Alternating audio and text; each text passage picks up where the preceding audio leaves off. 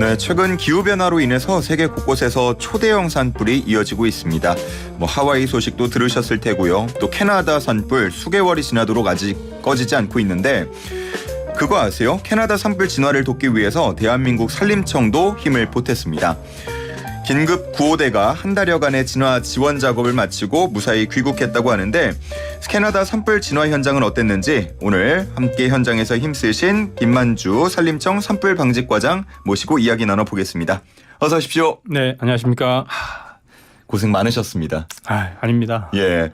자, 일단은 캐나다 산불 진화 작업을 돕고 돌아오셨다고 들었는데 언제 출국해서 언제 돌아오신 건가요? 저희가 7월 2일 날 출국을 해서요. 예. 8월 2일 날 딱 정확히 저희가 한국에 복귀를 했으니까 한 달 정도 꽉 채웠습니다. 몇 분이나 가셨습니까? 151명이 갔는데요.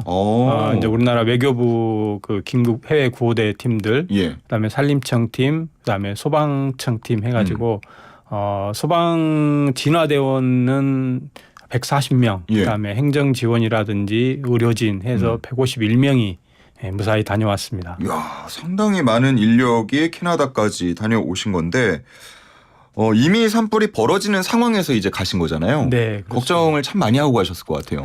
네, 사실 TV로만 이렇게 이제 영상으로만 이렇게 산불의 규모나 이런 것을 보고 이거 만만치 않겠다 하고 이제 갔었는데 사실 이제 그 밴쿠버에서 우리가 공군 수송기로 갔거든요.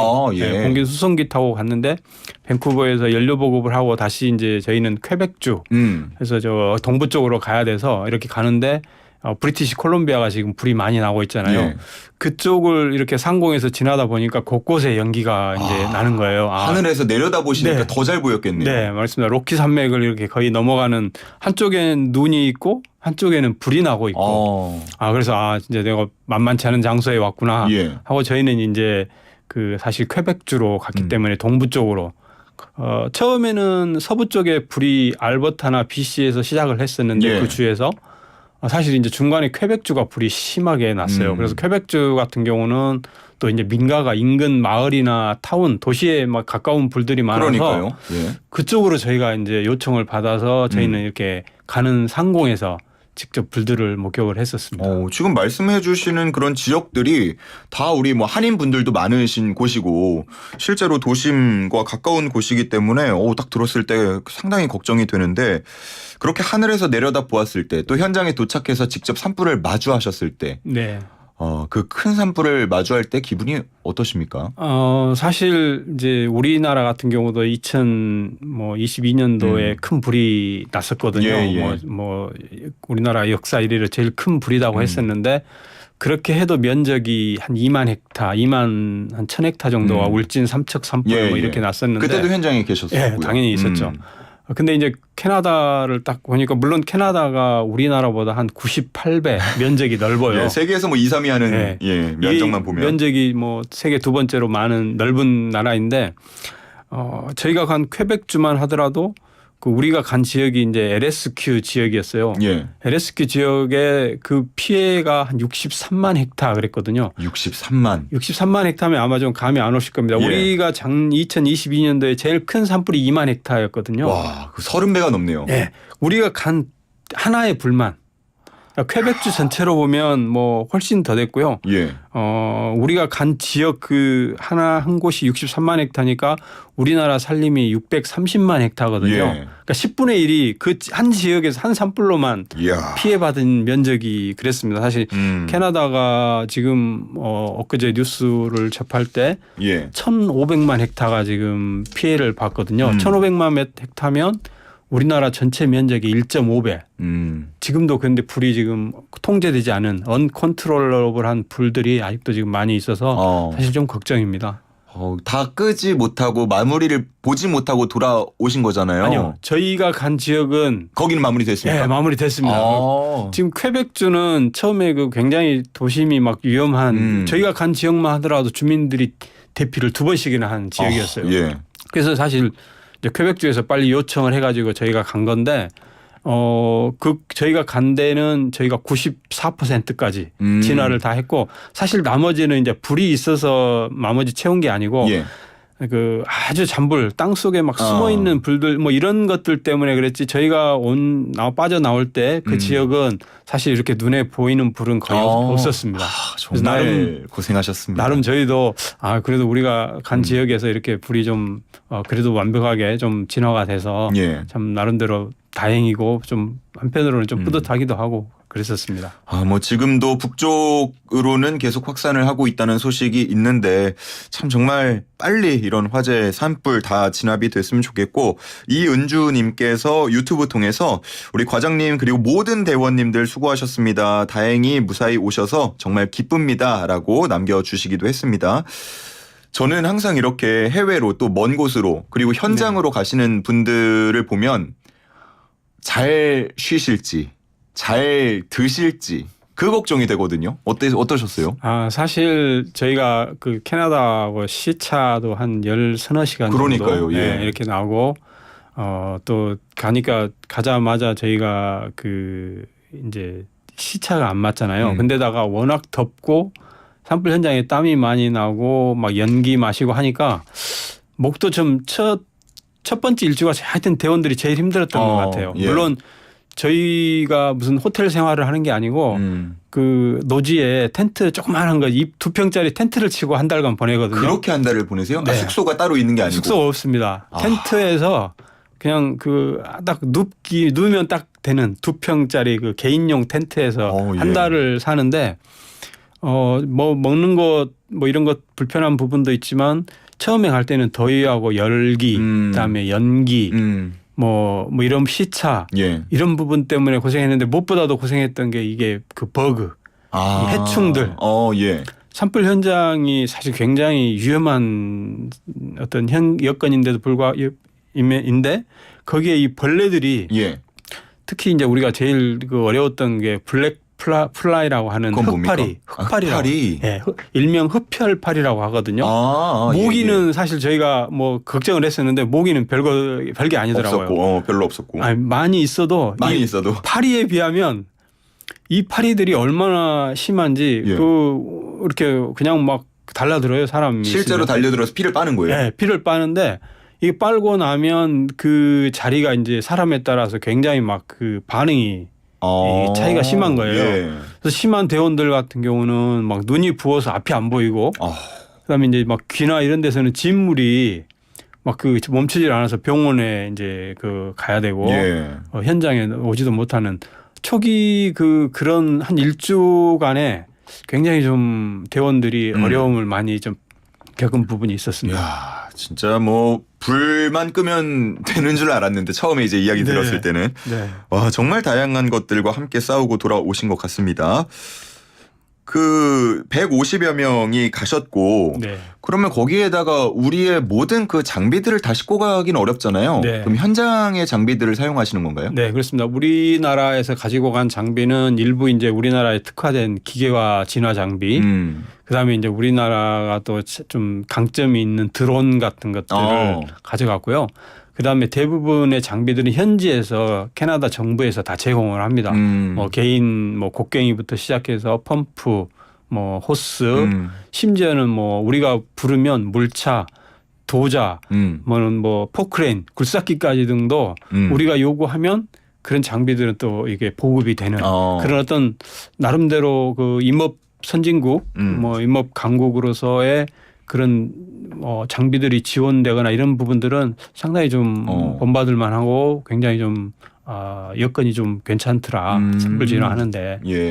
그러면 우리 긴급 구호대가 한 팀이 되어서 활동하는 건가요? 아니면 현지에 있는 또 대원들하고 함께 활동을 하는 건가요? 사실 저희가 간 지역은 캐나다 대원들은 그냥 그 오버헤드 대책본부에 그러면은 실제로 투입되는 거는 우리 팀들하고 그러니까 한국 팀들하고 미국 팀들하고 그래요? 네, 저희들 사실 내내 미국 진화 대원들하고 같이 진화를 했습니다. 사실 캐나다 대원들 같은 경우는 대부분 이제 그 대책 본부에서 뭐 이렇게 행정 프로세스를 해주거나 아니면 저희 그 조금 지원해주는 그런 부분이었고 직접 뭐 산불을 진화하는 데는 미국 진화 대원들하고 우리 진화 대원들하고 같이 작업하고 또 따로 하기도 하고 여건이 워낙 그 넓은 장소이기도 하고 상황이 바뀌기 때문에 그때 팀들이 뭐 아침 브리핑 때마다 또 자기 맡은 구역이라든지 이런 게 다 달라집니다. 네. 근데 얘기 듣다 보니까 궁금한 게요. 지난 뭐 2022년 사례도 말씀을 해주셨습니다만 당시에도 우리 뭐 인력이나 장비가 부족해가지고 상당히 고생을 했던 기억이 있거든요. 네. 그때 외국에서 도와주러 왔었나 이런 궁금증이 드는 거예요. 지금 얘기를 들었다 보니까. 그래서 캐나다는 뭐 한국도 가서 도와주고 미국도 가서 도와준다는데 네. 이런 게 뭐 기후변화로 인해서 워낙 걷잡을 수 없이 커지는 산불 때문에 이제 막 그런 협력이 생기고 있는 건지 아니면 원래 좀 그런 오고 가는 게 있었는지. 특히 이제 미국이나 캐나다나 호주 뭐 이런 영미권 국가들 중에는 예. 그전에도 이제 이런 상호 지원하는 프로그램들이 있었어요. 죄송합니다. 근데 이제 우리나라에는 사실 해외 진화대가 온 사례는 없었고요. 아, 그래요? 이제 네. 좀 왔으면 좋겠네요. 네. 사실 이제는 국제적 공조 어떤 그런 것들이 아니고서는 한 나라가 감당하기는 산불이 그러니까요. 규모라든지 이런 것들이 이미 이제 그런 수준을 넘어섰고요. 이번 캐나다 같은 경우가 어려웠던 것들이 장비나 이런 부분들은 비교적 뭐 이렇게 많이 지원하고 가지고 있지만 예. 직접 불을 끌 수 있는 진화대원들이라든지 이런 인력들이 부족해서 한 10여 개국 이상이 계속 그 캐나다에 지원을 했던 걸로 기억하는데 지금은 이제 미국도 산불 시즌이 돼버려서 예. 아마 미국 자체도 이렇게 지원하기는 쉽지는 않을 거예요. 우리도 이번에 이제 그런 계기를 통해서 진짜 우리도 뭐 10일 또는 한 달 가는 산불이 만약에 발생이 된다고 하면 예. 언제든지 그 조건만 맞으면 미국이나 캐나다나 호주 아마 농담으로 그 미국 대원들이 저희랑 같이 불을 끄면서도 한국에 불 나면 좀 불러달라고. 진짜요? 그럼요. 그래서 너 좀 기다려라. 뭐 불 나면 안 되겠지만 그 요청하겠다. 뭐 이렇게 하기도 하고 실은 아마 미국이 불이 워낙 많이 나는 원래 미국 서부 쪽에 그쪽으로는 저희도 이제 아마 지원 나갈 수 있는 그런 개연성들이 아마 훨씬 더 높아지지 않았을까 이렇게 생각을 해봅니다. 야, 우리나라가 이제 좀 육로가 뚫려 있으면 사실 그런 지원이 더 많이 오기도 할 텐데 예, 그런 외국에서 멀리서 오기가 힘든 부분도 있습니다만 앞으로는 진짜 많이 지원을 왔으면 좋겠네요. 예. 진짜 우리나라가 저도 나름대로 국제 사회에서 역할을 한다라는 게 저는 그런 것 같아요. 사람들이 이제 우리가 뭐 하루 만에 공군 수송기를 타고 왔다고 하니까 캐나다나 그쪽 미국 친구들도 조금 놀래는 깜짝 놀라고 눈치예요. 사실 우리 그 공군 수송기 뭐 여객기하고 똑같아요. 뭐 시트만 바꿔가지고 하는데 하루 만에 그냥 가니까 사실 시차 적응이 있다 뿐이지 지원하는 시간이나 이런 것들은 더 이상의 어떤 뭐 장벽이 이런 게 아닌 것 같더라고요. 네. 가서 좀 주무시고 시차 적응하고 투입이 됐어야 되는 거 아닌가 이런 생각도 드는데 뭐 먹는 거나 자는 거 말씀을 앞서서 여쭤봤습니다만 그 안전 부분 관리가 잘 됐는지도 걱정이 돼요. 네. 아무래도 장비나 장구 같은 것들이 좀 부족하지 않았을까 걱정이 되니까요.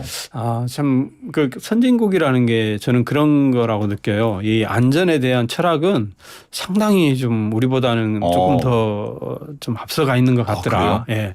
심지어 이렇게 진화 대원이 신발을 규정에 맞지 않는 진화 용품을 이렇게 하고 있다. 그러면 투입을 안 시키는. 또 중간에 조그마한 그 어떤 안전사고가 발생이 되면 바로 임무를 중지하고 그 인원을 즉각 후송 조치하거나 어떤 병원 단계에서 치료받을 수 있는 이런 구조들 그리고 장비 하나하나 이런 것들 관리하고 하는 것들이 이게 참 우리도 좀 많이 본받을 점들이 많겠구나.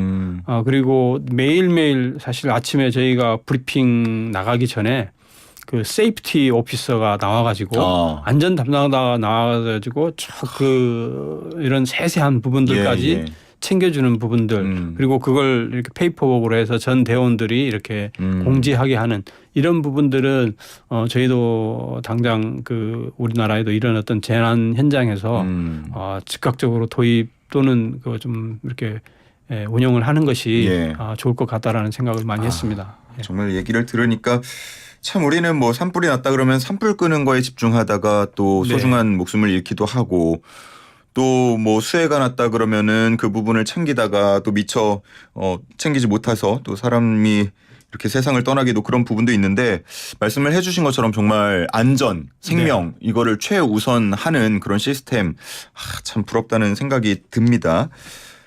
그 산불을 진화할 때 보면 그 산에 그리고 나무와 이런 것들의 특성을 알아야 되는 부분도 분명히 있을 거 아니에요. 당연하죠. 네. 근데 이제 해외니까 외국이니까 뭐 또 다른 우리나라와는 다른 성격을 지닌 산일 거 아닙니까? 그런 파악은 어떻게 빠르게 하셨습니까? 가기 전에 물론 이제 제가 그 공부를 좀 여러 자료들을 찾았었고 막상 이제 현지 가서 직접 이제 책으로나 또는 그동안에 뭐 이렇게 어떤 자료들로만 봤던 것들을 또는 뭐 인터넷으로 접했던 자료들을 현장 가서 보니까 역시 좀 실전에서는 좀 더 다를 수가 있구나. 직접 그리고 제가 경험을 하니까 다르는데 캐나다가 워낙 다양한 기후대 왜냐하면 서부에서부터 동부까지 뭐 워낙 다양하고 또 남부에서 북부까지도 뭐 극지방 기후에서부터 그 난대 기후까지 이런 것들을 접하다 보니까 어떤 주에 무슨 산불이냐에 따라서 사실 임상 나무가 어떤 나무가 주종이고 또 그 지역의 뭐 산의 지형의 어떤 기복이라든지 이런 것들이 달라지고 또 말 그대로 그 해충이라든지 이런 부분들도 달라지는데 저희가 갔던 데는 동부 퀘벡주인데 퀘벡주가 사실 캐나다의 주 중에는 가장 큰 주입니다. 가장 큰 우리나라 남한 면적이 한 16배 한 주가 산림만 보더라도 9천만 헥타르니까요. 우리나라 전체 면적의 9배가 산림입니다. 그러니까 얼마나 다양한 산림이 있겠어요. 근데 저희가 간 데는 그래도 이제 산불에 좀 취약하다고 하는 침엽수, 즉 그 가문비 나무, 스프루스 나무가 주종이고 이 스프루스 나무가 굉장히 화력이 좀 산불에 취약하고 불이 빨리 번지게 하고 화세도 강하게 하는 그런 나무들이 많았는데 그러니까 이제 바람이 많이 불면 불이 빨리 확산이 될 수 있는 초기에 이제 그런 여건이었고 대신 뭐 이렇게 산의 기복이 우리나라처럼 심하지 않은 지형이라서 그래도 이렇게 임도라든지 접근하는 뭐 이런 부분들은 상당히 좀 더 수월한 그런 부분들. 그래서 기상 그다음에 뭐 어떤 산악에 대한 지형 정보 그다음에 그 지역의 나무들 산불에 대한 어떤 행동 이런 부분들은 나름대로 이제 저희들도 공부를 하기도 했고 오랫동안 경험으로서 대략적으로 쉽게 이제 빨리 파악은 했는데 막상 그게 현실이 되니까 뭐 이렇게 좀 다른 것들도 있더라고요. 7451님께서 얼마나 힘드셨을까요? 자랑스럽습니다. 그 열악한 환경에서 고생 많으셨습니다. 훌륭한 긴급 활동해 주셔서 감사합니다. 이렇게 문자도 보내주고 계십니다. 감사합니다. 이렇게 우리 청취자분들도 감사의 말씀을 대신 전하고 있지만 현장에서도 좀 감사의 말씀을 많이 들었을 것 같은데 편지도 받았다고 들었습니다. 어떤 내용입니까? 그래서 저희가 이제 정말 아침 새벽 5시부터 이제 준비를 하거든요. 그리고 이제 저녁 한 7시 정도 이제 이렇게 저희가 복귀를 하는데 한 9살 소녀가 이렇게 편지를 아마 한글로 이렇게 일부 썼어요. 아빠한테 도움을 받았는지. 그래서 아빠하고 저희가 주둔하고 있는 그 캠프에 그 텐트촌에 와가지고 직접 그 편지를 우리 대원한테 전해주면서 같이 사진 찍고 뭐 이렇게 그 한글로 그림 그린 거죠. 글을 쓴 게 아니라 그려왔는데 거기에 뭐 모든 것에 대해서 감사합니다. 뭐 이렇게 하고 또 주변 분들이 직접 집에서 이렇게 만들어 온 머핀 뭐 이런 부분들 가져와 주시고 무엇보다도 저희가 이렇게 돌아다닐 때 저 사람들이 한국 사람들이고 산불 때문에 왔다라는 뭐 이런 것들을 저희가 말하기 전에 슈퍼 같은 데 가도 알더라고요.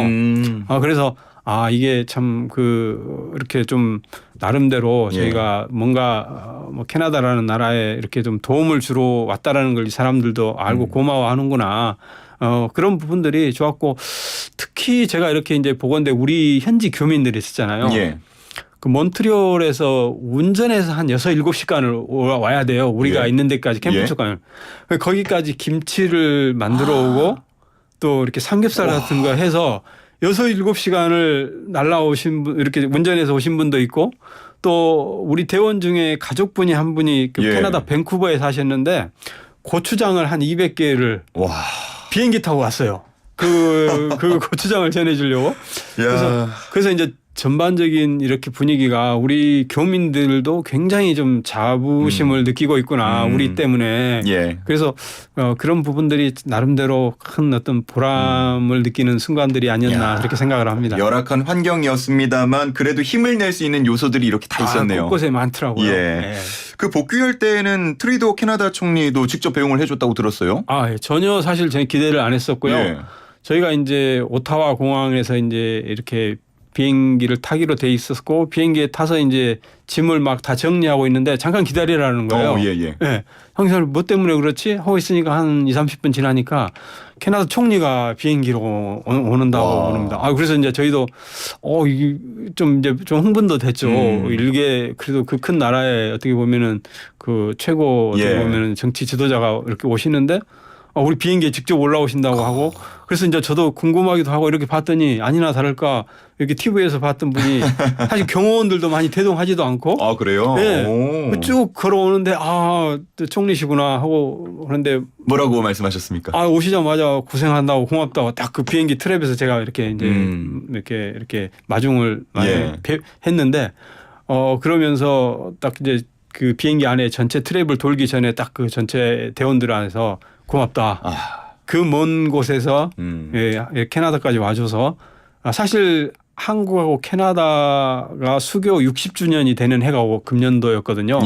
그래서 뭐 그런 의미도 얘기해 주시고 그리고 마지막에 하여튼 한글로 한국말로 감사합니다. 이렇게 하시면서 비행기 안을 한 바퀴 도는데 그 장면은 아마 뉴스 통해서 나갔던 것 같아요. 네. 비행기 안이 사실 대원들이 난리가 났어요. 사실 왜 그랬냐면 저희가 이제 그 한국에 돌아갈 때쯤에 한국에 뭐 수해로 이런저런 사고도 있었고 더위에 또 굉장히 좀 그 많은 불편이나 고통을 겪으신 분들도 있어서 수해하고 더위나 이런 피해 때문에 그래서 저희는 조용히 이제 그냥 그 한국에 가서 그냥 공항에서 그냥 행사 없이 집으로 간다. 이런 것들이 이제 현지에서 이제 얘기가 돼서 어쩔 수 없지 뭐 그렇게 하고 있었는데 그래도 이제 의외로 그 총리가 직접 오셔가지고 이렇게 격려해주고 감사 표시해주니까 대원들이 좀 보람이 있었겠네요. 정말. 이제 저희가 끝날 때가 다 됐는데 한 20초 남았거든요. 우리 청취자분들께 한 말씀 해주신다면요. 정말 산불이 무섭습니다. 우리나라도 봄철이 되면 정말 무서운데 산불은 예방 활동이 제일 중요하고요. 무엇보다도 산불로부터 피해를 당하지 않아야 되기 때문에 정말 그 산불 예방 활동에 적극적으로 좀 동참해 주시고 불씨 관리 철저히 좀 해주시면 감사하겠습니다. 감사합니다. 다시 한번 고생하셨다는 말씀 제가 대표로 좀 드리겠고요. 언제나 우리 국내에서 이제 활동하실 때에도 안전, 생명 안전 항상 최우선하는 그 시스템 우리가 또 적용을 해야겠습니다. 자, 오늘 여기까지 듣겠습니다. 김만주 산림청 산불방지과장과 함께했습니다. 고맙습니다. 네, 감사합니다. 우리 대학